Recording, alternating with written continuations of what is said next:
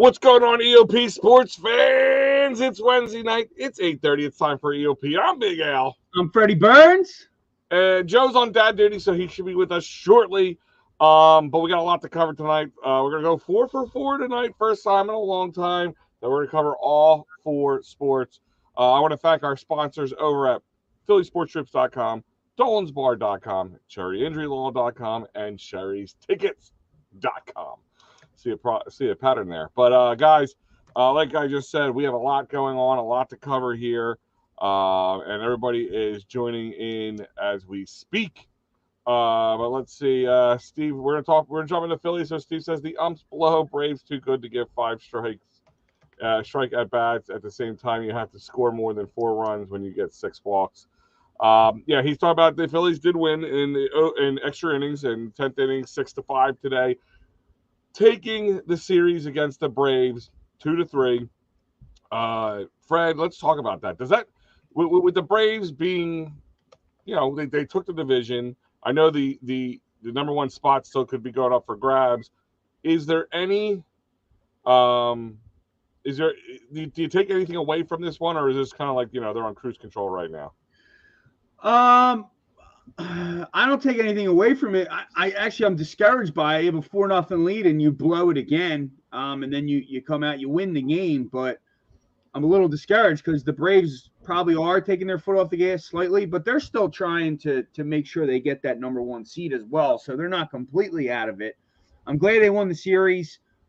The bullpen is starting to scare me, though. I've been more like, don't worry about it. It'll come. But it's more and more every single game, it's an issue. And it's scary because you live and die with the bats. And when the bats are on fire, it's all fun. And you come back and you're in the game. But, I mean, my gosh, how many times are we going to blow this? I mean, if not for an amazing play by Nick Castellanos on the foul out and throwing that guy out at home, which he probably should have dropped it because chances are more likely that he gets the strike and they maybe get a strikeout as opposed to him catching that and getting him out. He did have a short throw and all that, so it worked out, but they likely lose that game without that, and it's becoming concerning. Whoever they put in, it's a problem. Hoffman's streak ended today, his runless streak. So that's what I took away from today and the series. But they won the series, 2 out of 1 against the Braves, 2 out of 3, and continue to get us in that position for that home playoff wild card because I think it's very important that we get the number 1 seed so we have the home. Yeah, no, I agree with you.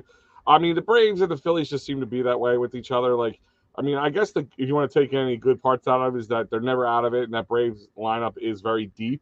But so is the Phillies lineup. I mean, it's the pitching that does scare me. I mean, but if you want to take the good with the bad, Nola had a good game today. Went 6 innings, 6 hits, 2 runs, both earned with 8 strikeouts. So one of his better outings. It's can he put them together? Can he have multiple outings like that? That's where the question remains.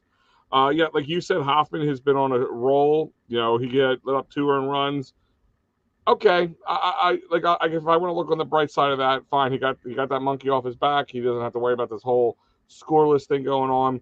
Let's hope he can bounce back from it. He's been an interesting story. Soto has been pretty good in his last few outings. Kimbrel is going to give you a heart attack half the time. And Strom, I think what Strom tells me is that they do not trust Sir Anthony in important spots. What do you think about that? I mean, how can you? How can you trust Sir Anthony Dominguez right now? How can you? Nope. It's an issue. They all are. How can you trust Kimbrel? Alvarado, all of them. Like Hoffman was the one guy that was kind of hot, like I just said, and he just gave up today. I'm scared. It's not like you can go make a move here real quick either. This is it. These are your guys. This is what you have to go with. And, whether it's moving Ranger Suarez to the bullpen, not because he's not doing a great starter, but because, maybe that's what we have to do. Then they tried this little piggyback game with Lorenzen and Sanchez. That was a freaking mess. Soto's been good, but then you just don't know. I'm just hoping, maybe the crowd, the playoff vibes, that energy just, gets you going, focused, locked in, and these guys can make it happen. Or, maybe you have some success in that first playoff series, depending on who we go up against, and then, roll that into the Braves. But I don't, to answer your question, how can you not, like, if you said to me, oh, no, I'm not worried about it, you're lying. You're lying. You're not watching. You're lying. You're not watching, because they're all. Right now, you're just hoping he gets himself ready for the playoffs. Like, there's some switch flicks, and he's Sir Anthony of last year. That's what you're hoping. I mean, even Alvarado. I mean, he had a good outing, two strikeouts, no runs or any hits or anything like that. He did. You're right. Alvarado has shown some signs of life, so that's a good point there. But what's he? 7 home runs Dominguez has given up. Marte's given up 6. Soto 5. I just I don't know, guys. And you're not going to get away with that many mistakes in the playoffs. So Kimball's given up 8 home runs. That's, oh my gosh, I didn't even realize it was 8. I was reading the wrong side there. 8 for him. It's concerning. But Nick Castellanos seems to be settling in that 8 hole, which is good to see. It didn't seem like that hurt him. Like, I deserve to be higher up in the order. Like, he's earning it. He's earning it. 2 home runs today, and of course that amazing play, outfield assist between him and, let's give Garrett Stubbs some credit, because he was in the right position, and Castellanos threw that thing on a frozen rope right to where it needs to go. He didn't block the plate. He had the ball came right to his glove at the same time as former Philly Luke Williams tries to cross the plate, gets tagged out, sending him into extra innings. And then, of course, Bryson Stott with a 2-hit single that gave the Phillies the 6-4 lead, which was enough to keep the game in front of them. And that would be end of the game. And the Phillies are now 83-69 on the season. And we'll stay in that second spot in the NL East. But, like, if you want to throw up that graphic here of the wild card spot, quickly before you go there, the Castellanos moved into second on the team in home runs today, 27 total, 99. Our lone all-star, and I just hate how people get on him when he has a little 2-week flub. Like, he's an awesome player. He gives his all. Like, I love Castellanos. And Stott. That's another game. He was like, he's 0 for his last 10 or 20. I forget what he is. And then but he's still clutch, and he has good at bats even when he gets out. So, I mean, here's my thing: is he 0 for 10? That's just 2 bad games in a row. I mean, that's not the end of the world, especially in baseball when you play 6 or 7 a week. And we're going to get in a little bit about how people are it's getting outlandish between this and the Eagles being 2-0, and the way they're talking. You think people it's 0-2 start of the season, but we'll get into that in a little bit. But as Freddy threw up here is your current standings. Right now, playing that has any bearings on this is technically the Mets and Marlins are playing. The Mets are up on the Marlins 4-2, so that would knock the Marlins down a little bit, keep them out of contention a little further. And then, of course, the Pirates are up on the Cubs 7-1.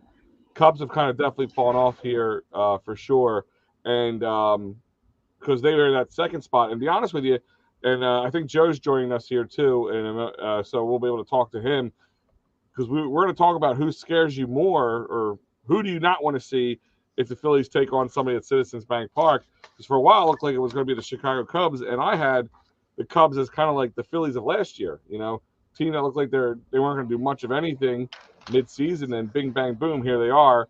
So let's see, Joe's joining us. What's going on, Joe? What's going on, fellas? Sorry for my tardiness. It's all right. We'll dock your pay. I like the word tardy. That's good. Yeah. Good way. I gotta start. So, Joe, we were just talking about the Phillies. Right now, continue sitting in that top spot. Things are coasting the way they want. Diamondbacks are making a little bit of a push to make things a little tight around the neck, but Chicago keeps falling off a little bit. Marlins are losing right now. Joe, if you're druthers, you don't want to see somebody at Citizens Bank Park for that wild card spot. What's the team that you want to see least amount? I think Fred nailed it right on the head the other day, saying that he is more worried to see the Diamondbacks over the Cubs, and I actually 100% agree with him, because the Diamondbacks have always been a little bit like sneaky good. Like they've always been up and down in the standings all season. It's not really that much of a surprise that they're having a resurgence towards the playoffs. I mean, the Cubs were kind of a fairy tale story, starting right around the trade deadline where we thought that they were going to be sellers. They started winning some games. Cody Bellinger was told not to be on the market anymore. And then they went on a hot run. And now it seems like the other shoe is dropping and they're starting to cool off and kind of coming back down to earth. It's not shocking to see that either. However, I mean, would I be worried to play the Cubs as well? I'm kind of worried to play anybody at this point, the way that the Phillies, are so inconsistent. Al, last week you and I talked about the upcoming series in the Cardinals and the Braves, and we were saying the St. Louis series is an absolute must sweep because we thought that they were going to get swept, 3-0 by the Braves down in Atlanta, and that's just not the case that it was. They won both series, came back, 4-2 out of the 6 on the road. And so, I mean, I know I'm talking about their inconsistencies, and they're coming back 4-2, but I mean, it just like, all right, the first game of the Braves, they had 5 home runs. You had Schwarber had knocked the cover off the ball out of the stadium. They win 7-1, I believe it was. And then the very next night, they're down 7-0. So, I mean, there's still no real – I don't want to use the word identity. There's just no real, comfort level when it comes to whoever the Phillies play. I mean, you're talking about the Cubs being the Phillies of last season. I think we need the Phillies to be the Phillies of last season right now. We need them to get into the playoffs, get into the postseason, and find that spark, find that magic again, whether it's the offense, the starting rotation, or the bullpen. All the stars have to align again. Well, Dibes is asking here, is Dancing on My Own still the Phillies playoff song or push song, or are they going to have a new song? Speaking of that spark, do you think they try to go to the same well, guys, or is it well, they already have. When they were down under 10 games under 500, they brought the song back and then went on their run to get back in it. So the song is back, and I don't know if they're going to play it in the stadium again, but they all made a decision in the beginning of the year. They're like, nah, that was last year's song. Then when they were under 500 by 10 games, they're like, let's bring this song back. And they went on a run too. So there's something to it. All right, guys, speaking of there's something to it, I want to remind you that there's a something to go into phillysportstrips.com. That's right. Go to phillysportstrips.com for all your sports traveling needs.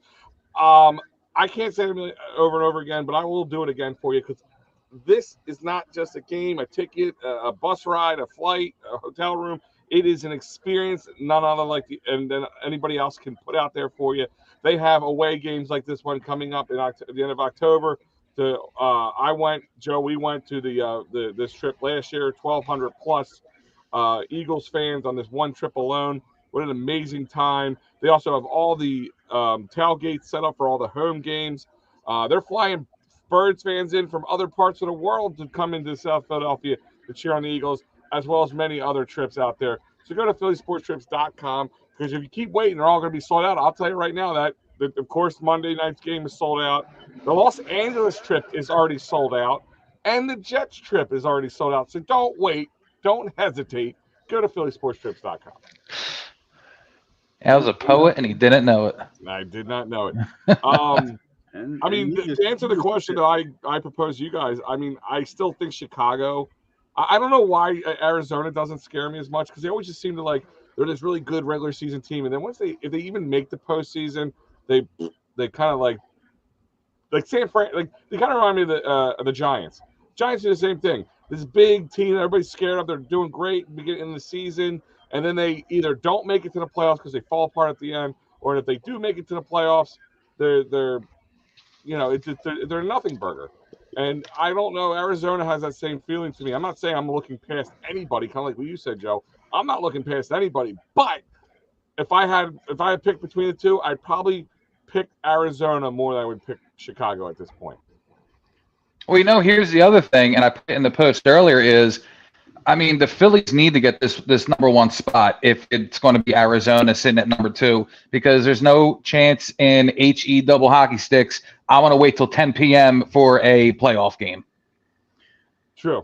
The Phillies won their. Well, I think they'll play it a little earlier, but the Phillies won their first series in there in like 20 years just this season, like in Arizona. So it better be home, definitely. I think that's a must for all teams, because what a letdown it would be to be in the lead here and give it up and then go and have to go on the road. To your point on the Cubs, I don't think the Cubs have the pitching. It's a 3-game series is what concerns me. The Cubs have Justin Steele, and that's about it. I mean, I know they got Marcus Stroman and Drew Smyly, but their ERAs are high 3s. And they're spiraling down. I'm really concerned about Arizona, though, man. They do got a nice little 1-2 punch there with their pitching staff. Zach Allen, Merrill Kelly, both workhorses, ton of innings and a ton of strikeouts. I think Gallen, 205 strikeouts. So if they got a 1-2 punch that can shut down our bats, because so far we've lived and died by our bats. I'm really concerned, and they're on a hot streak, 5 in a row. They're getting hot here at the right time. I definitely don't want to face them. Any other of the teams left a concern? I know the Reds lost today. Who else is in this little Marlins? The Marlins snuck in here. I know they're not far off. They're only a half a game behind the but 1.5 behind Arizona. Right now they're losing to the Mets 4-2, top of the 7th. So they're sneaky close games with us all the time. I would be concerned playing the Marlins. That's one. Give me the Cubs. I am a Cubs fan. Bring me the Cubs. That's who we want to play. I'll agree with you. I do not want to see Arizona.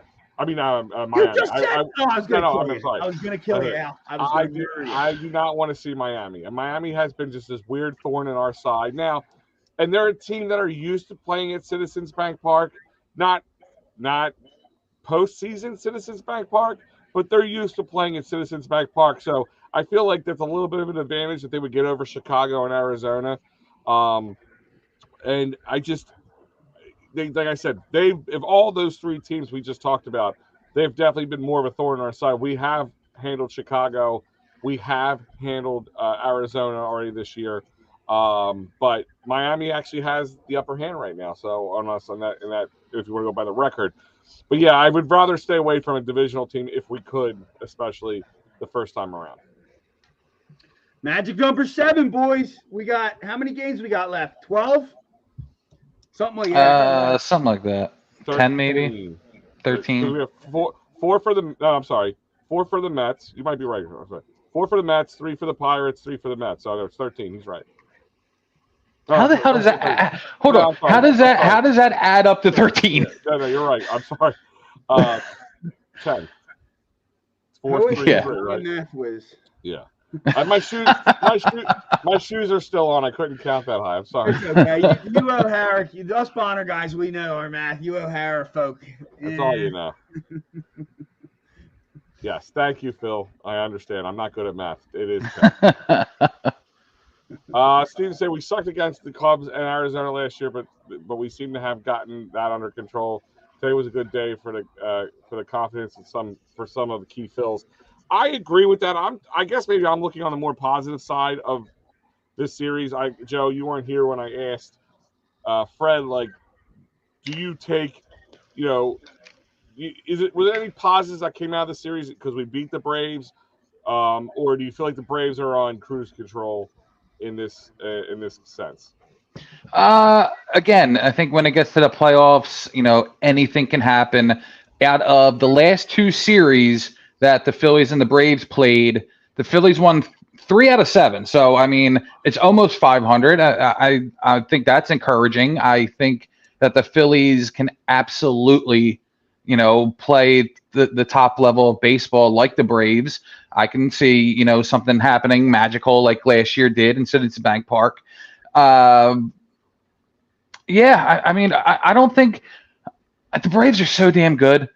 And it took me a while to actually admit that. It's just something about the playoffs. Something about the playoffs. I mean, you had the Braves and the Mets that were 100, win teams last season. Mets blow chunks in the first round, and then the Braves lose to us. So I mean, anything can happen. The Phillies get in as a 3rd wild card. go to, game 6 of a World Series against Houston. And I mean, when you look at it on paper, I think the Phillies starting rotation, I think, is just what it all boils down to, because you're going to get some good pitching out of Wheeler. You have no idea the leash that that Thompson is going to have on Nola, because then who's the long guy? Is it Lorenzen? Is it Sanchez? Who can they trust putting in there if Nola can't go more than 4? And Fred, you were talking about the Cubs only having one solid starter and Arizona having 2. Like, I'm wondering how many solid starters we have going into the playoffs. So, I mean, I don't think the Braves are on cruise control. I don't think anyone's on cruise control when it comes to the playoffs. I mean, you're just going to have to see where the chips fall. I don't know. Maybe I'm being a Debbie Downer. I don't know. And in fact, I'll be honest with you. I was a little superstitious today, because a lot of the times when I watch the day games, they end up losing, or a late heroic home run by somebody, and then they blow it in extras. So I had a lot of running around to do. I knew the game was at 12:20, and I was like, you know what? I'm going to check in on the game later. I'm not going to listen to it. I'm not going to watch it. I'm just going to see what happens. They get up to the 4 runs, and I'm like, all right, let me turn it on. And we put it on the radio. And then they start giving up runs right away. So I turn it off, and I was like, you know what? I'm just letting fate take over, and I'll check the score once the game was over. And it turned out that they won. And then I watched the highlights after. I saw Castellanos with literally the play of his career.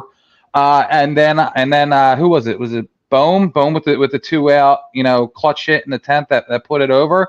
So, I mean, are you guys feeling like, since we're so down the stretch right now, only 10 games away to the playoffs, 7 games away to clinch it, hopefully, less than that. Are you guys feeling superstitious about some stuff? I don't know if I'm feeling superstitious. I'm worried about the bullpen, to what you said, but I appreciate you doing what you did today. I really think, and when it comes to you and me knowing you the last 4 years, it does happen very often. You do these things and they lose. So shout out to you. They did blow the lead, which was unbelievable. 4-0 lead, really. But I'm not trying to be a Debbie Downer either. They won the game. But Castellanos, like you said, was a great play, and he's a sneaky good right fielder. He's made some dodgy plays here and there. He's slow, and there's balls he doesn't get to. But, he probably should have let that ball drop. That was the play. So if he doesn't make an unbelievable play, which I'm glad he had the heart to do it, and he made the play. But if that throws offline, if that's a bad throw, the Phillies lose today. And blow a 4-0 lead at that. And we've seen them take it to the Braves at Citizens Bank Park and then lose it and come back and win. And the walk, we thought it was going to be Stott hits the 3-run homer to tie it. And then, I know play-by-play with JJ, appreciate you listening. And I agree with you. It's about results. But we've seen too many times this year where it doesn't go our way, it doesn't. So it's right to be concerned. At the same time, they've come back and win games too. So I hear you. And to answer your question, Joe, I don't know how about superstitious right now I'm feeling, but the one thing I am feeling is how eerily similar a lot of things are lining up to last season. No, it's not. No, dude. Let me shut up and let me talk for a second. Shut up and let me talk. What I mean is how certain guys got cold at certain spots in September. Take Bryce Harper. Hasn't been super hot lately. He was kind of like that this last year. Nick Castellanos, kind of the same thing. That's my point. What I'm saying is guys are eerily in the same position. And like we said, it's all about getting hot at the right time. So maybe it is all about this is their little lull. They can come out of it. I don't know. But that is kind of where I'm saying. And JJ saying something here. They aren't collapsing this September. That is another thing. Joe, this time last year, we were around the clock just 365 days. Because of the Cubs. Yes, because of the Cubs. Yeah, so there's some eerily similar situations, but I'm not going to sit there and at the same time, I'm not going to sit there and go, that means it's going to happen again. It's not even close to last year. They limped in with 2 5-game losing streaks. They lost 10 out of 12. And then one went one or Did three I and say three in anything October about because the the Astros record? had it I don't locked remember up saying in the that. tank. It's not even close. Fred's getting fiery. It's not even close. You can't say that because I'm talking about Parker's how cold. It's certain not guys were playing. This isn't like they were left for dead last year, and they were down in the first Popcorn game against the Cardinals. And if they don't come back in the ninth, that was when the magic happened in that playoff game. They just beat the Braves 2 out of 3. It's not even close, Al. Not even close. Okay, I'll let you have that one. Fine. If that makes you feel better, sleep better tonight. I'm not talking about the results. The results. I'm talking about facts, dude. All right, fair enough. Fine. We'll move on because Fred's head's going to explode. That hat's going to pop off his head. Anything else? Real quick, guys, I'll remind you that this segment is brought to you by CherryInjuryLaw.com. That's right. David R. Cherry is the man with a plan for you. If you get hurt at work, hurt in motor vehicle accident, personal injury, criminal law, David R. Cherry is there to fight for your rights. Go to CherryInjuryLaw.com or 610-565-0300. Once again, that number is 610-565-0300. Or go visit Dave's website at CherryInjuryLaw.com. Because I think Fred was about to sue me for what I said, so I threw that up there so he knows what number to call right away. So you do an amazing job. I had to call you on that one. You're outstanding, but I had to call you on that one. Sorry. Okay. If he could have, he would have drop kicked you through the screen. I guess thank God this argument was in the studio. You might have thrown something at my head. Joe called me. He was in Seattle. He called me on the not knowing that the Patriots linemen were hurt. Remember you called me on that? That was a great call. Sure. I had no clue. And just a heads up, the Pirates are up on the Cubs 8-2 right now, and the Mets scored again, and it is 6-2, bottom of the 7th of Mets over Marlins. So, great! The Pirates are getting hot at just the right time, just to play spoiler. Listen, that if you want to say something, so I'm not worried about the Mets series, the 2 Mets series coming up at all.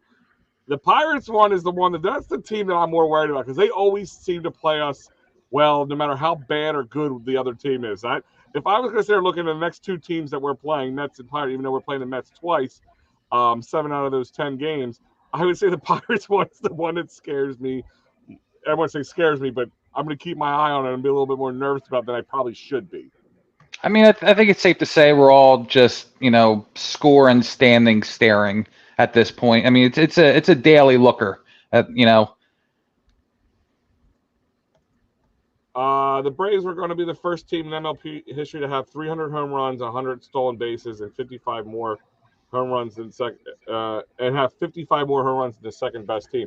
Yeah, I mean the Braves. I mean, I hate the Braves. I always hate the Braves, but I will give the devil its due. The Braves have been a very good team in this regular season so far. I've heard some people talk about it. I want to ask you guys this. I don't believe this much, but some people talked about it's good that they locked up the division already this early. Like they're gonna coast their way through a little bit, and then they're gonna that little lull off during the wild card series, and then they're gonna be rusty coming in. Do you guys subscribe to that at all?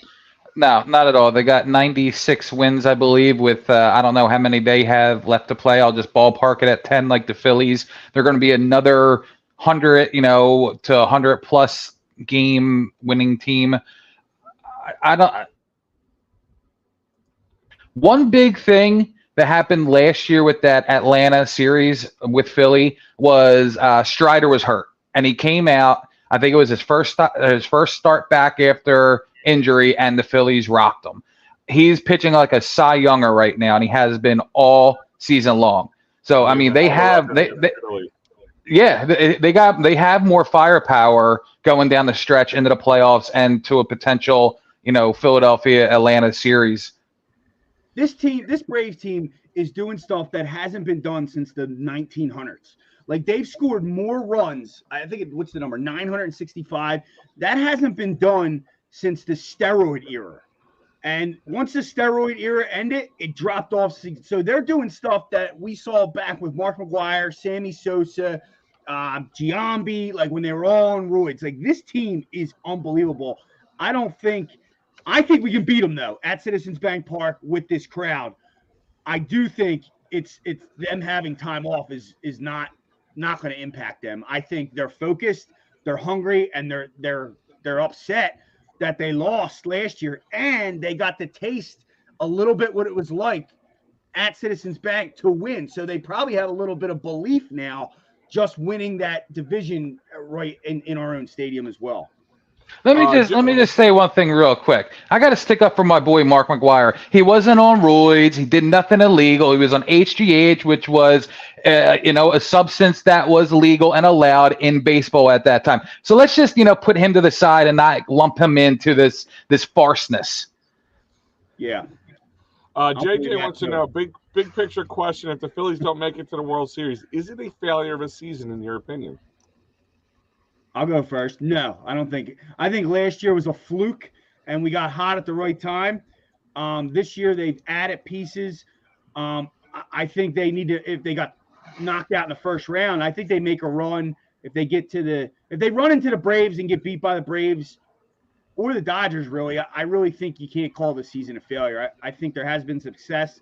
They were 10 games under 500, even more at one point, and they battled through. I think we need to add some relievers and get a little better with the starting pitching, but I wouldn't call it a failure, no. Yeah, I for sure wouldn't call it a failure as well, because you have to look at, player development through this season. Because if you look back to last season, I will not say that it was last year was a fluke as well. Like Fred, how dare you?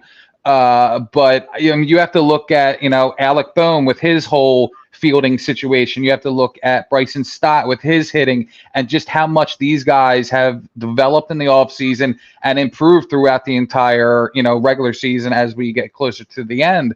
Kyle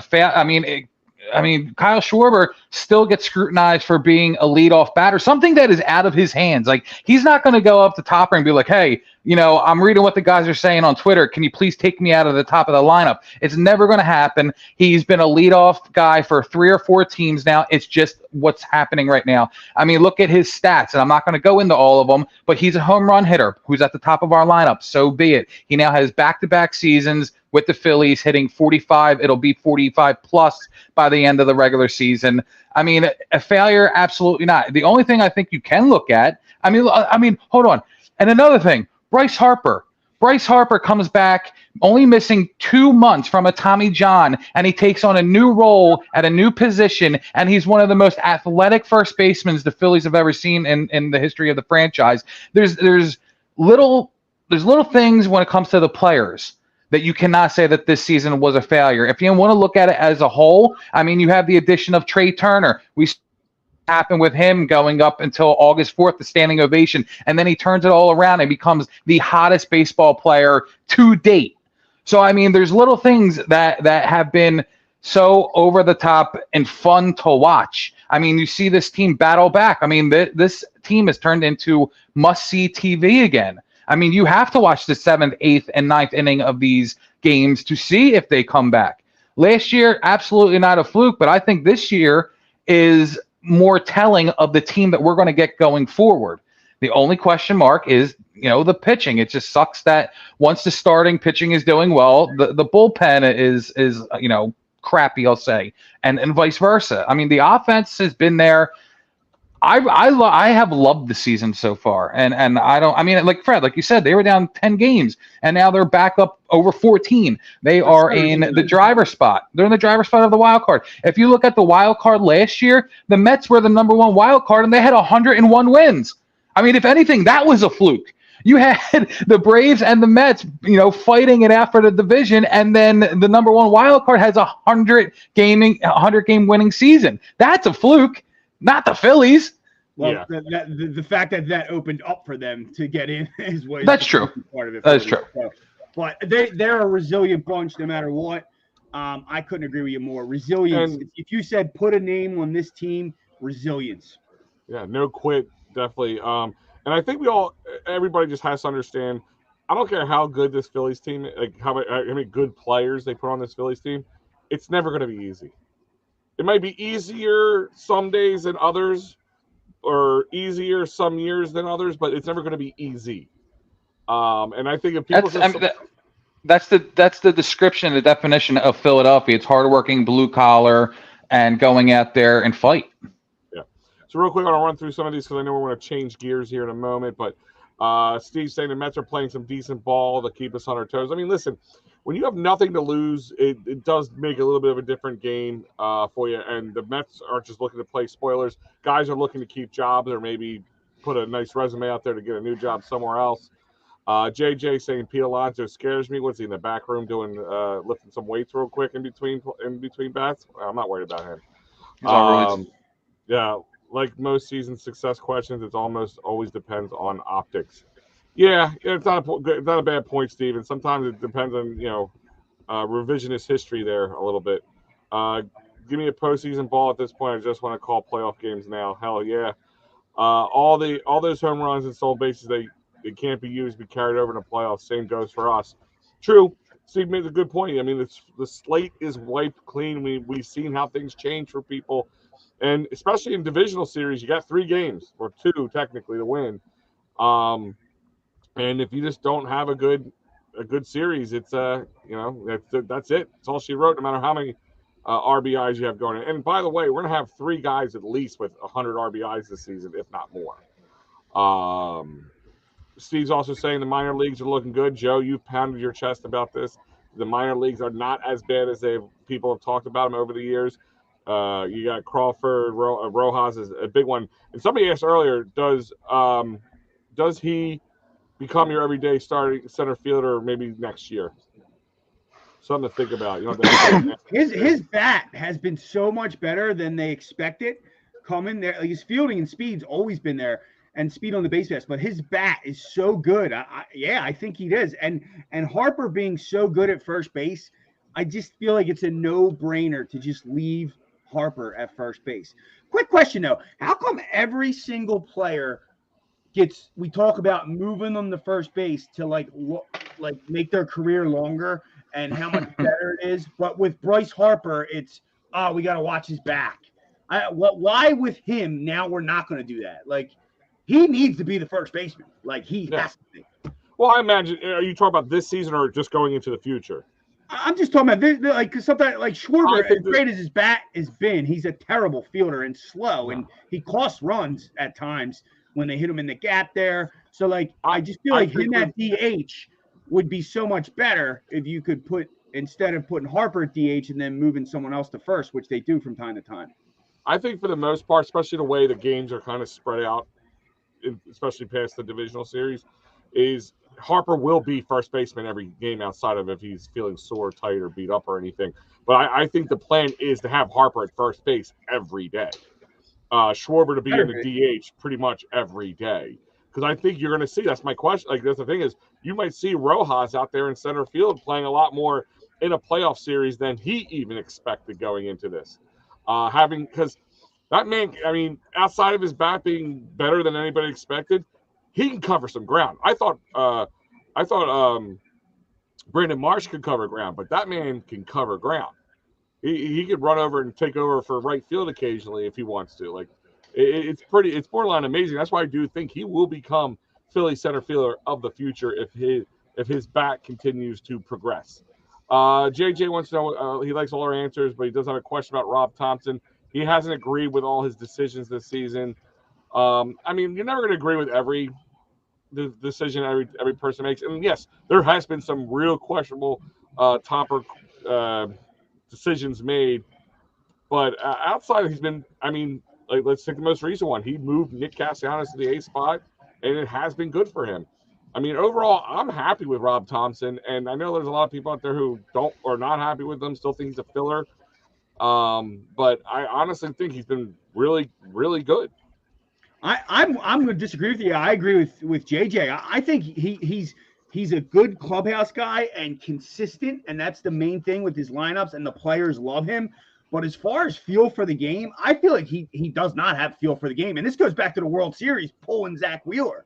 It feel like when we want him to leave the guy in, when it's obvious, like, hey, this guy's rolling, leave him in, he pulls him early. And then when it's like, okay, it looks like we should get this guy out of here, then he's like, let's let him go another inning. And then Nola gets shelled. It's like, no, we know Nola's going to get shelled. We can tell, like, get him out of the game. He's very stubborn on his lineups, which I think is actually a benefit. But I agree. I think he goes with what he thinks. I think he's a little far on the analytics sometimes with the pitchers. So I agree with JJ there.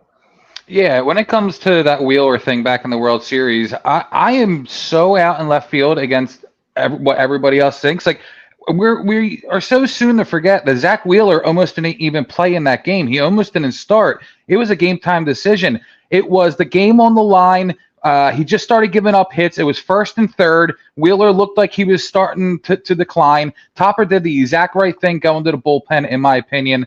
When it comes to Topper, overall, I mean, do I think he's a clubhouse guy? Yeah, I do. But there's something to say about that. Because as you saw last year, with Girardi getting fired, Topper being the interim and then becoming the main skip going forward, and then the run into the World Series, there's something about this guy that the players want to go out and put their blood, sweat, and tears out on that field for him.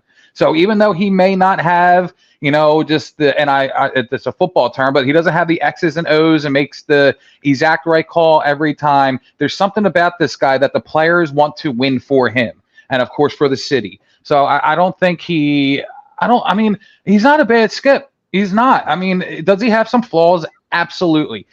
Is he going to make some decisions that's going to win you a game? Absolutely. I mean, I think you just got to take it for what it is and just know that the team really rallies around this guy and they have a belief in him and they want to go out and win games. Yeah, to Al's point, no one's perfect, and kind of what you said too, Joe. So though I said all his flaws, I'm not saying fire the guy. I mean, I think he's good. He's good for the Phillies in the way they are as it is now. And just like game of baseball. I mean, hitting 30% is a good thing. So, that's the problem. Like you said, Joe. People keep going to that well about the Zach Wheeler call, and we don't know what would have happened if we left Zach Wheeler. If he left Zach Wheeler in there and Zach Wheeler gave up a run or got shellacked in the next couple of hitters, he would be an idiot and a moron for leaving him in. So it's like we'll never know, and it's a decision he thought he had to make, and I can't disagree with him. I mean, right now it looks like the wrong decision, but we'll never know. Well, let me touch real quick on the whole Bryce Harper at first base thing. Now, they actually did bring this up in the radio broadcast that I was listening to early, very briefly. I was listening to, and they were saying, Topper has mentioned Bryce Harper at first base and saying like he's not going to just automatically going to be the permanent fit there, and he could actually go back to right field. And they were saying, well, if he goes back to right field, where does Castellanos go? Of course, he goes over to left field. That makes Schwarber the DH. But I think a bigger question to all that is where do they see themselves with Rhys Hoskins going forward? Because even if you don't have Rhys at first base, he has experience at left field. So now it's like, all right, whose left fielding is worse? Is it Schwarber or is it Rhys Hoskins? Which pill are we swallowing here? If they bring Rhys back, you got to put him somewhere. He's an everyday player. Please spare me Rhys Hoskins. I'm gonna stick him. He hit that home run. It was beautiful. It was the crowning moment that he deserved for wanting that moment and wanting to be a part of it. But dude, get him out of here, and he better not come back and ruin the lineup with his friggin' slump. He just stay. I wish he didn't get hurt. I kind of wish they traded him in the offseason before he got hurt. It should have ended. That should have been the moment, and it should have been always remembered. If he comes back and has a moment, great. But I think it's more likely he comes back and strikes out 4 out of his 5 at bats than hits home runs. But take this for what it is. If Rhys didn't get hurt, we wouldn't have seen Bryce at first base. Blessing in disguise. Yeah, no, I wish he was just gone. I honestly was going to say that. I'm not saying I wish he was gone or anything, but I don't think he's going to play here again. He was on his contract at the end. He's going to cost money to keep, and they got some young guys and already got some big contracts out there. They might want to. This just might be like Joe said, it might be turning lemons into lemonade type situation. For the Phillies. Matty B saying the Skip is a lame duck manager in 2024. So I guess we'll see after this postseason what happens, because the Phillies I don't think will let him run into next year with nothing left on his contract. They'll either extend him. I was gonna say it's a contract year anyway. Yeah. Yeah. So, Let's see. What the heck is? But hey, I mean, they went to the World Series last season, and they're top of the wild card right now only because the Braves are so gosh darn good. I mean, and they make the playoffs again and go on a little bit of a run. I mean, I don't think that a little bit of a down season next season. I don't think that gets him fired. Not with after 2 back-to-back postseason runs, one of them being in the World Series already. Yeah, like I said, I doubt it very much. Unless he does something really dumb and costs us a real quick exit or something. But even then, I mean, they did the smart thing. They could extend after what happened last year. I could see any other team going, oh, we're going to give him a 6-year contract, just Right. a big year contract. They played it smart. Like, let's just see how this plays out. We'll give you time to make sure what he did wasn't a fluke. You know what I mean? That he could turn it around and bring it back again the following year. But, it is what it is. Weston Wilson seems like a cheaper option. I don't know if he's a full-time everyday option. He might be a cheaper option, but I don't know. Remember, it's not just a cheaper option, but is he a full-time everyday player option? Is Weston Wilson that guy? As of right now, I can't say yes to that. Guys, we're going to change gears here. Quentin's been waiting. Quentin has been waiting, commenting. He's waiting for the Eagles talk. Here it comes, Quentin. Yeah, Quinn, we've been keeping you on the ropes for a second, but before we do that, with these 10 games left, a few of them left at Citizens Bank Park, and plenty of Eagles games coming up, we go to Sherry'sTickets.com. Joe got all his playoff tickets. He went on the computer and went to Sherry'sTickets.com. He saved a ton of money, didn't have to pay any special fees on the way out, and he got additional 10% off using that great promo code EoP10. That's sports, concerts, theaters, you name it, they got it. I don't care if you live in Philly, don't live in Philly, you can get tickets to almost anywhere. Go to Sherry'sTickets.com, pay no hidden fees, and save an additional 10% off by using that great promo code EoP10. Joe's loving my the rush, the EoP10. Yeah. I love it. All right, so yes, it is finally here. And I'm going to start off with this, and I feel like I'm just going to the well on this one, but your Philadelphia Eagles are 0-2 after playing 2 football games in just a matter of, 5 days? 4 days. Did you say 0-2? Or 2-0, I'm sorry. 2-0 in a matter of 4 days.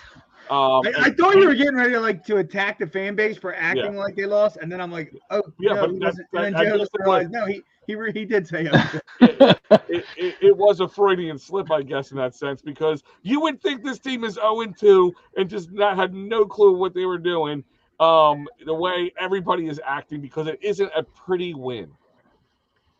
Joe, I will start with you. The question is down there. So let's start with Jalen Hurts.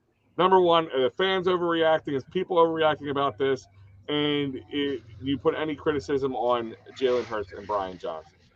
I think people do what they normally do and overreact. I mean, did we all think it was going to be sunshine and rainbows with a new offensive and defensive coordinator? Like, I understand that Brian Johnson and Jalen Hurts have known each other, been family friends since he was out of the womb, from what I'm hearing.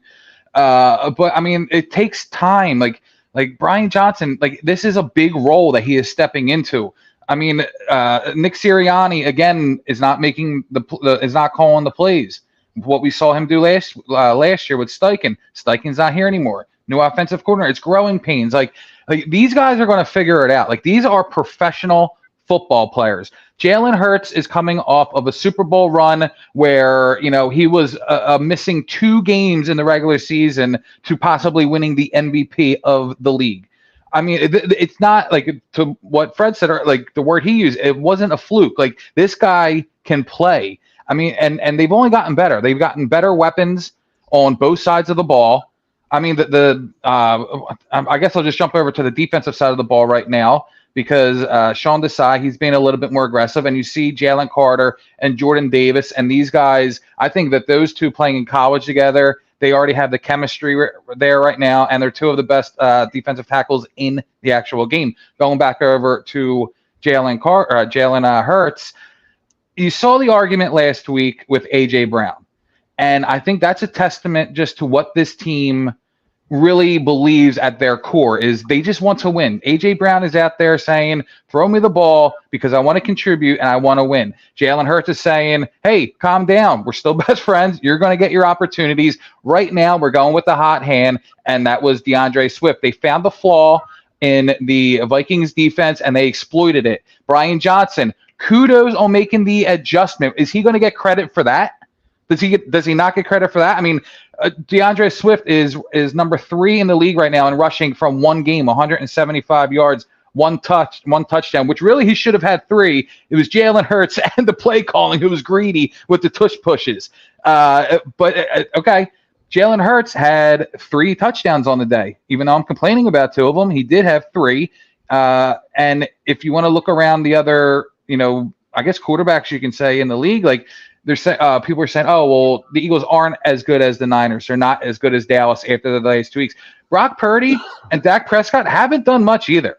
I mean, a majority of these top 3 teams, it's been their defense that's really been carrying them and winning these games. So do I think Jalen Hurts has regressed? I mean, again, it's week 2. I mean, we always talk about these first 2 or 3 games basically being preseason games and working out, some of the flaws that you didn't get to work out in the preseason. People overreact. That's what this fan base does. And I mean, again, it's ridiculous.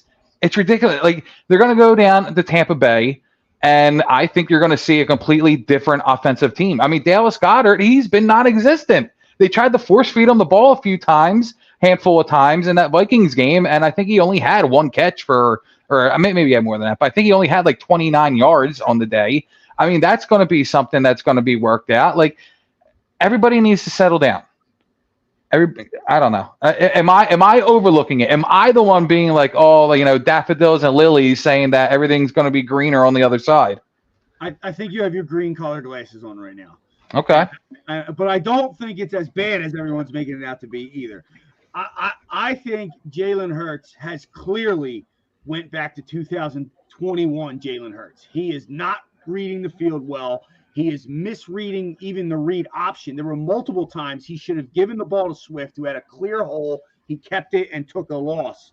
I don't know. I don't know if it's because of the preseason, but I'm going to say it is. Based even Sirianni responding to those questions, saying next year he's going to revisit that. And then when they asked Hurts, he seemed annoyed. He's like, it doesn't matter. We'll move on. Like, it is what it is type of attitude.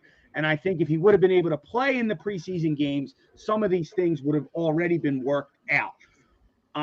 Do I think he's regressed and he's done type of thing? No. He's a 93 quarterback rating. He's thrown for, 375 yards, something like that. He's not playing terrible. He's just not at that MVP level that we saw last year, which, by the way, was amazing. From him to go from 01 to 2022 and be at that level, like, no one thought that was going to happen. Like, that was unbelievable. So for him to take a step back a few games with a new offensive coordinator and a defenses that are showing them things that they've never seen before, as Jason Kelsey said, I'll give Jalen Hurts a pass. He's a hard worker. Let's start talking about this week 10. Let's not throw him out like we did Carson Wentz after 2 games, and let's let this guy and not get on this guy's back and make it worse for him. As far as Brian Johnson goes, I don't get the criticism at all. I don't even understand it. The guy made the adjustment. These teams are putting seven D-backs back there, and there's some over the middle. If you look, there's Hurts didn't go through the read, so there are openings there. But Brian Johnson said, okay, we're not throwing the ball well. They got 7 D-backs in, not 7. You know what I'm getting at. They're in nickel, they're in dime. What am I going to do? I'm going to run it down their freaking throat. And it worked. And he kept doing it and kept doing it and kept doing it. And everyone's complaining, oh, we don't make adjustments. He didn't wait till halftime. He did it right on the fly. He did it on the fly. And then once the Vikings slowly adjusted a bit, what did he do? He threw the ball. He started throwing the ball again. Hurts and has that bomb to Devontae Smith, and the offense begins to roll there in that fourth quarter. So the Brian Johnson criticism is unbelievable to me, actually, because he's doing exactly what you would want an offensive coordinator to do. He had a game plan. They adjusted. They stopped the game plan and he fixed it. I don't understand it. I really don't.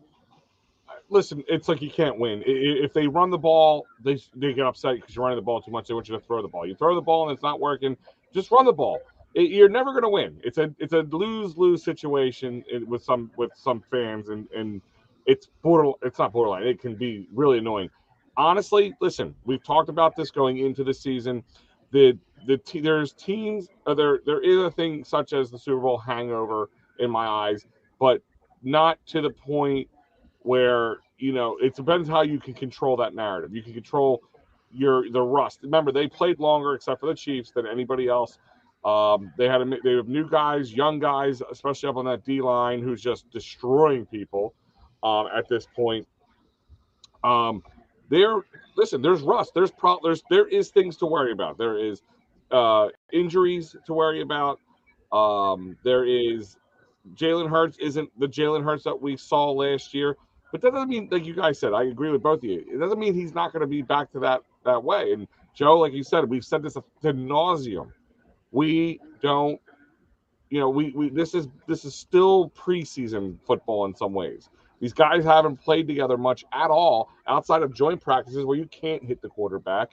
And then they don't play at all in these preseason games. So that's why Sirianni said, you know what? I might have to revisit that. I might have to get these guys a little bit more playing time because we can't afford the rust. I don't know. Maybe Nick Sirianni looked at the schedule and kind of said, you know what? We can get away with it this year. It's not a heavy front heavy schedule. Maybe we can get away with that. I don't subscribe to that because that last year too, though. Yeah, and listen, we talked about that last year. We talked about how the years before under Doug Peterson there was a lot of injuries preseason. And this team was fairly healthy last season. Now it's 1 year sample size. Is it not enough? Was it a fluke? What was it? I don't know. But it worked, so I don't see why he wouldn't go to that well again. But my point is, I agree with you. I don't give the Brian John. I don't understand the criticism with him after 2 games. Like, are we that impatient? 2 games, we want to throw some away. I mean, it drives me nuts. And the guy, like you said, he made adjustments. I don't care if you win the ball and you never have to throw in the air again. Go, great. Run that ball down their throat. If it ain't broke, don't fix it. It's one of the oldest sayings out there. If it ain't broke, don't fix it. Run. I'm okay with it.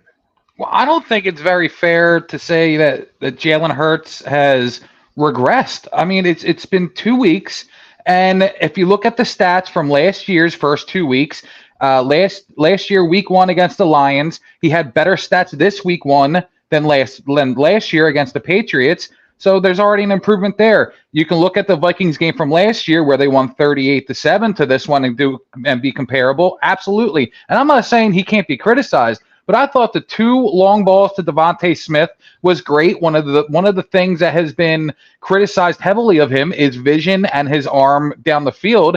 And I think, Devontae Smith had 4 catches for like 157 yards. Don't quote me on that number, but it's right around there. I mean, I think it's very promising to see how he's throwing it down. I think it all comes down to decision making. There are times where he should not have held onto that ball and try and gain some extra yards. Absolutely, throw it away or give it to DeAndre Swift. I mean, I guess he was the bell cow that night. But I'm still very high on how Jalen Hurts has played. I mean, again, only 2 weeks, and if you look at his stats comparable to last year's first 2 weeks of stats, I mean, it's par for the course. I mean, I think that this guy's being like, if it was anywhere else outside of Philadelphia, like this, they'd be saying that he has a very good season so far. And I know that I got to say that loosely because it's only been 2 weeks, but I really don't think he's taken a backslide yet. I think it's more the throws, Joe. Like the criticism on him was he would always throw on the outside. He won't throw the ball over the middle. And the last 2 games, he has not thrown the ball over the middle at all. And I think that's what people are seeing. At least that's what I'm seeing. So, like, to your point, last year, he kind of did that in the Lions game. But then the Vikings game, it was like he was all over the middle of the field throwing. He had a great game. Yeah. So no doubt about that. Like a coming out party. So, I mean, I'm not concerned about him. But I think there's a difference between criticizing him and what you're talking about. Some people are like, and I appreciate you listening, Camel Toe Harris 69. like, thank you for listening. But like, and that's your opinion, and I respect your opinion to have it. But I don't think that's the case. Like, the book's been out on Hurts for a while now. This is his third year in the league, or third year playing in the league. I think he's going to adjust and be fine, and they're going to find ways to make it better for him. But yeah, all this, they're 2-0. Like, Yeah. Everyone's struggling. Mahomes and the Chiefs are struggling. Teams are struggling. We come out of this 2-0. And like, listen, we can always look back, and Quentin, I'm using this as an example. We can always look back at certain things. If this didn't happen, this could be a different game. Well, if A.J. Brown had called that penalty like they should have, that would have been another touchdown for the Eagles, and we would all felt like this was a runaway game. Listen, Justin Jefferson, what happened last year, that wasn't going to happen again. He's just going to get better every year. The fact that you had no James Bradbury out there, it was Slay and him fighting it out. He got his numbers, but they kept him out of the end zone. Yes, we were lucky he fumbled it in, which turned it over for us. But my point is, like, there's always something you can go back and say this game could be different if this one thing didn't happen. That Super Bowl could have been different if he didn't they didn't call it a ticky-tack penalty, or if Hurts didn't fumble the ball. Ifs and buts, candies and nuts, and all that stuff, guys. It doesn't matter. They still won, and that's why I get all upset about it. They are 2-0. Yes, I think it is pure rust and timing. I think it's like timing more than anything with Jalen Hurts and the receivers. I think they're just kind of getting back in the swing of things. They this is the way it works out. So let's because you know what, let's look at this. Let's look towards the future now. Monday night game. So this mini bye, they played last Thursday, and then they won't play again until this upcoming Monday. It's in Tampa. Todd Bowles, another defensive-minded coach. Again, we're going up against a good defensive coach. Guys, let's. What do you worry about this surprisingly 2-0 Buccaneers with Baker Mayfield at the helm? I'll go first on this one. I think it all comes down to the injury report. Who's actually going to be playing? Is Reed Blankenship back? Is James Bradbury back? Because, I mean, listen, Mike Evans has been playing great, and Baker Mayfield has been slinging the ball, and of course they have Chris Godwin. I mean, they have a really good, above-average offense. So I think it all depends on who is lining up across from these guys. If it's Josh Jobe, lining up on whoever's outside. If it's Godwin outside, I mean, I don't like that matchup. I think Chris Godwin is a really good receiver, and I think he wins that match, 9 out of 10 times. Slay will be on Evans more than likely, and Mayfield. I mean, if he goes after and he plays like he has the past 2 weeks, I think it's going to be a hard game for the Eagles to come out on top. And I know I said, they're playing, in Tampa Bay, and we're going to see a completely different team. I'm more or less just talking about the offense. I think it's going to be a high-scoring game, and I think the defense will struggle against this Bucs team. I think Baker Mayfield stinks. I think this is a big Sean Desai game, though. But he has statistically played well. I watched the Vikings Buccaneers game, and they didn't really impress me. They left to me, and his throws were off like they normally are. And I go all the way back to the Georgia-Oklahoma game when he finally faced a pro defense, that Georgia was, and he was awful. He wasn't accurate. So if Sean Desai can dial some things up to confuse him, I think it'll be a better day for the defense. But the injuries are a huge point, and what are the Eagles going to do?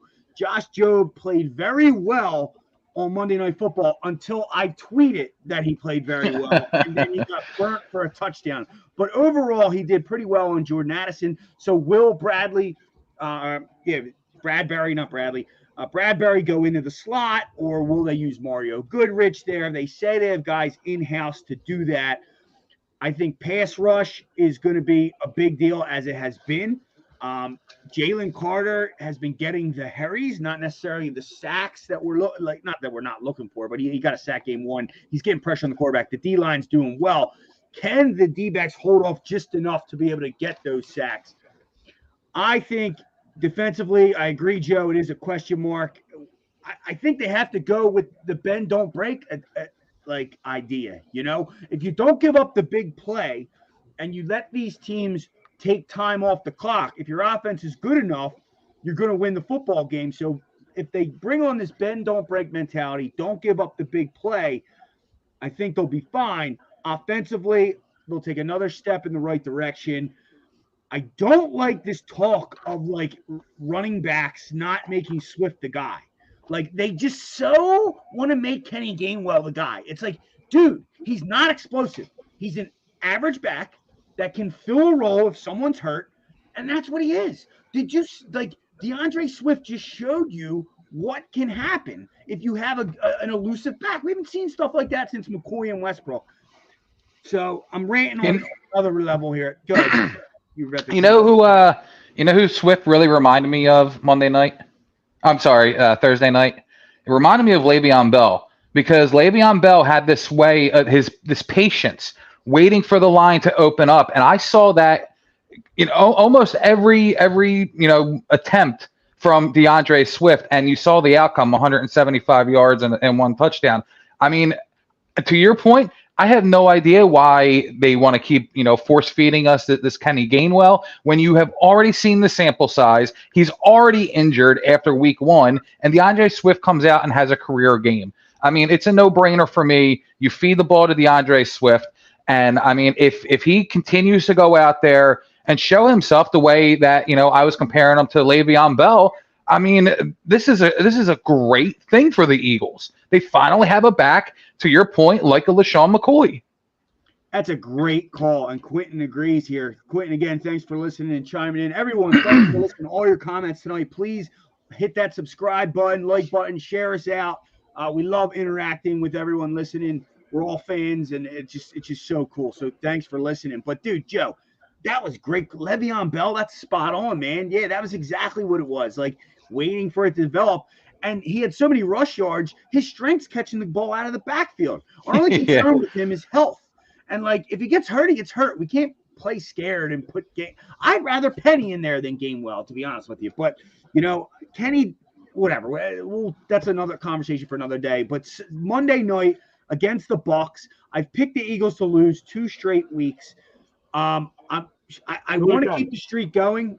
The games played out the way I thought they would. It's just the Eagles were able to overcome those flaws and win, which I'm happy with. I'm happy to be wrong there. I think they win on Monday night, and I think they win handily. I don't think Baker Mayfield's it.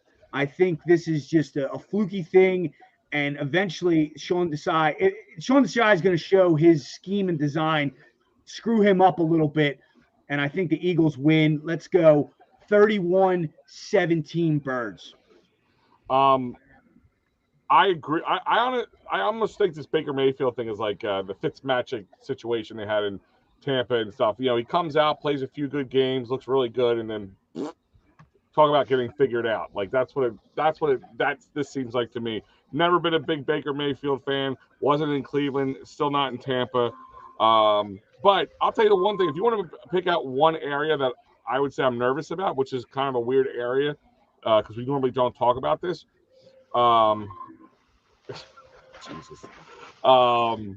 Is the O-line. And I'll tell you why. The O-line has not been playing great, and usually that's a strength of ours. That's one thing. The other part of the O-line is we saw this in New England. Now, I would have thought maybe the Vikings in Minnesota would have been using the same game. Alexa, stop. I thought the Vikings were using the same game plan that New England did a little bit more to put the pressure on them and bring that extra blitz, that extra that 6th man to go up against the 5 guys on the line. Because the one thing our running backs can't do is block very well. Let's just call that for what it is. They're not known for that. But you got a lot of. They're like 5'7". I mean, they don't have the size to be able to block. The funny thing is, Boston Scott is probably our best blocker out of all of them. And he's the smallest guy. He's just like a bowling ball. That's all.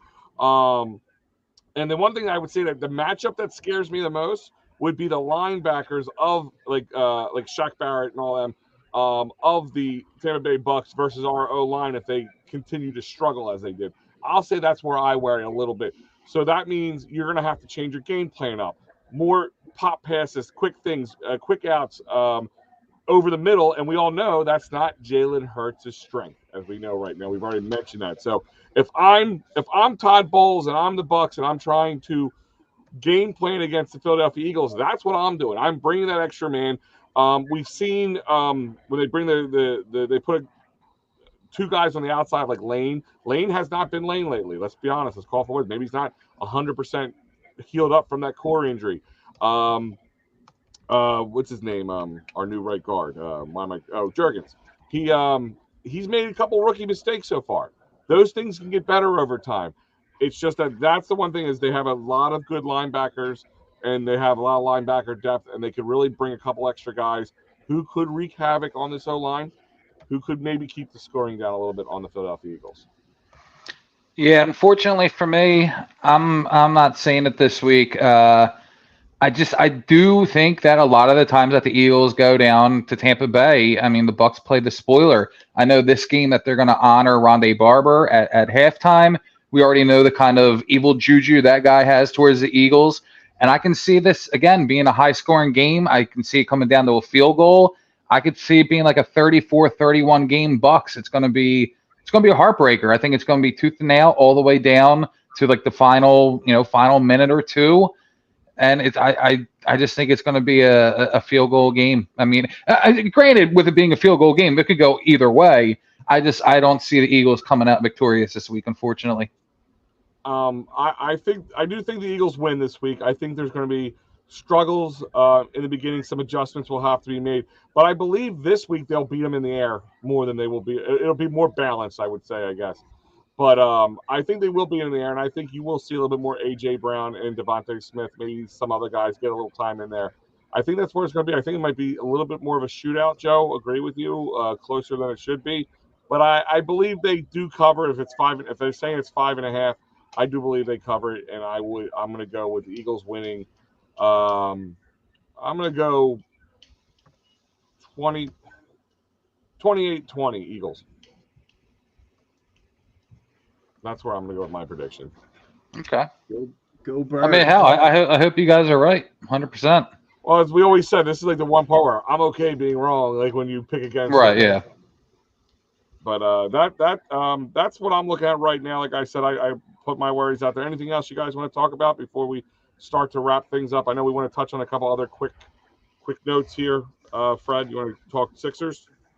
Yeah, sure. Kelly Oubre, the Sixers sign. Pretty solid signing there. I mean, he's a big scorer. He averaged 20 points, 5 rebounds last 2 years with the Hornets. They moved on from him.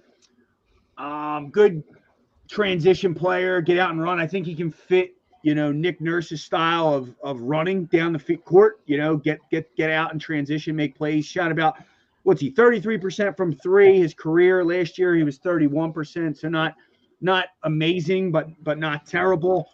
You can play him. Obviously, he played the three. You could have him coming off the bench or starting.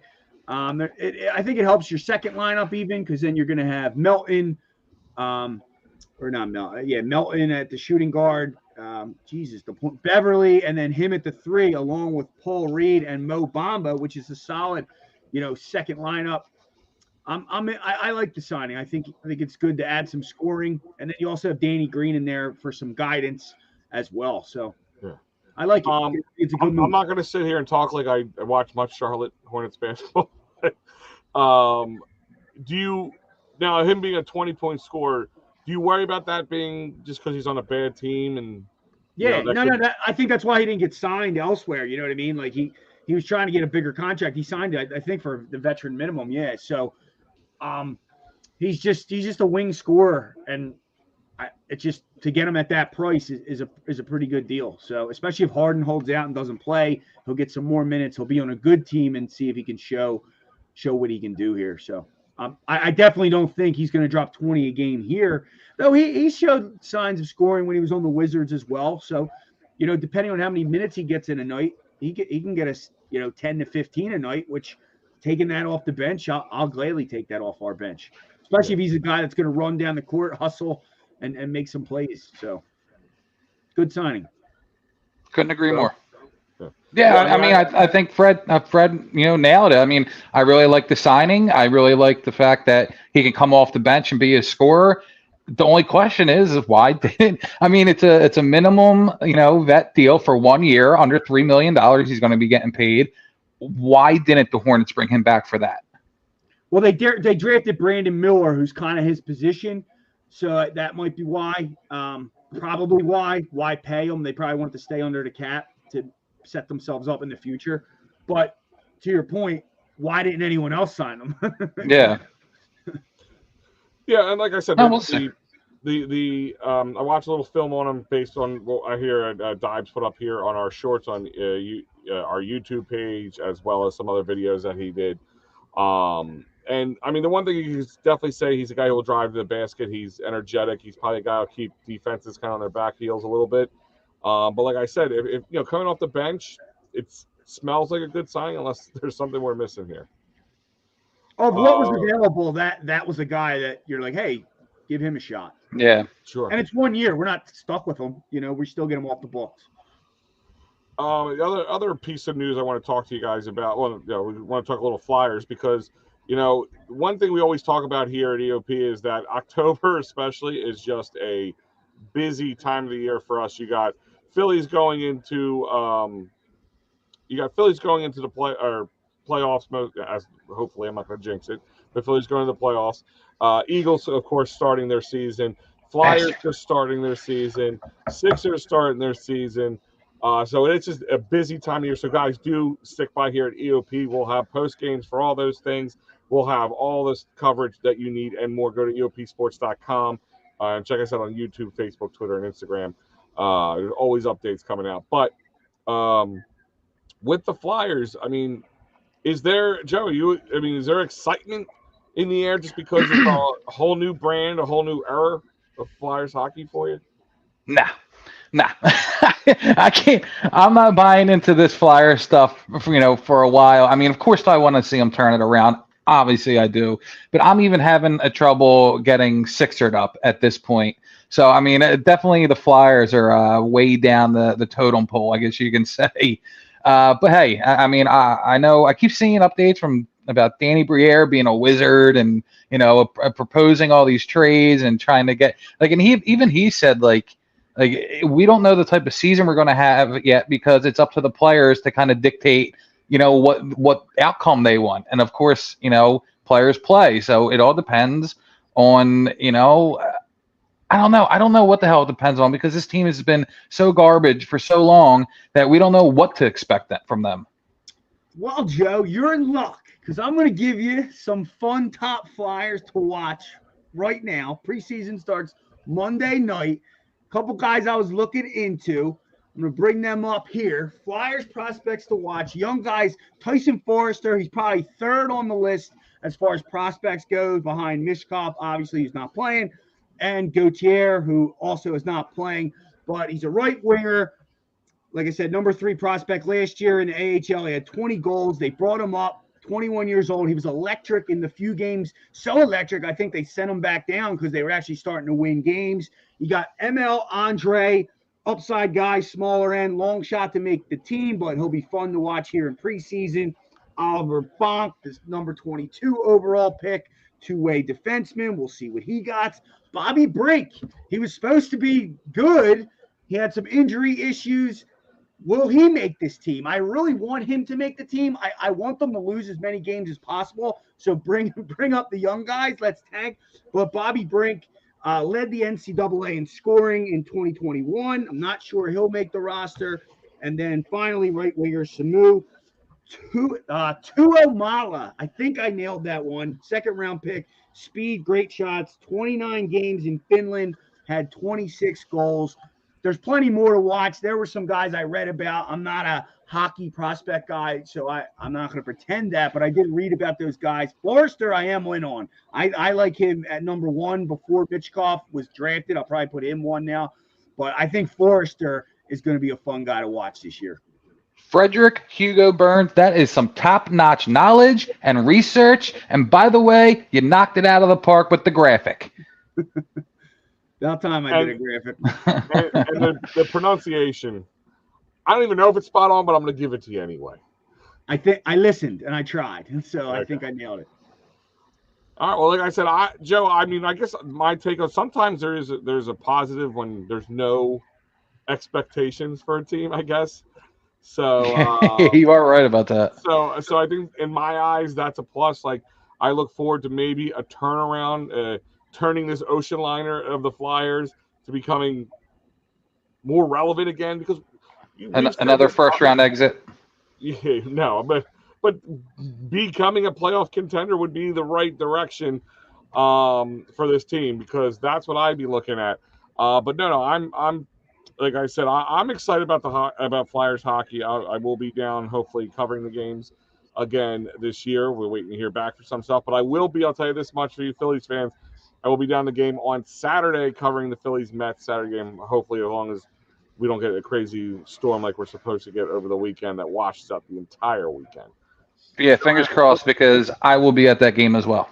Oh, you're gonna be down there? I'll have to catch up with you. All right, Yeah, that's awesome. Oh, and speaking family of, and all. Joe, speaking of, I kept my word. For those who don't know, because we were messaging when I was at the Eagles game on Thursday night. Asked me to snag a certain thing for you. Well, I did. Nice. I have it for you, so I can't. Nice. Because I don't want to get in trouble with the Eagles. That's all right. But I did snag that certain thing for you. But no, I'm excited about Flyers hockey. Like I said, we're entering over the next 10 days. We're literally entering one of the most busiest times in sports all year long. I can't think. Maybe the second busiest time after this is probably April, and that's if hockey, if they're making the playoffs, Sixers making the playoffs, and baseball starting.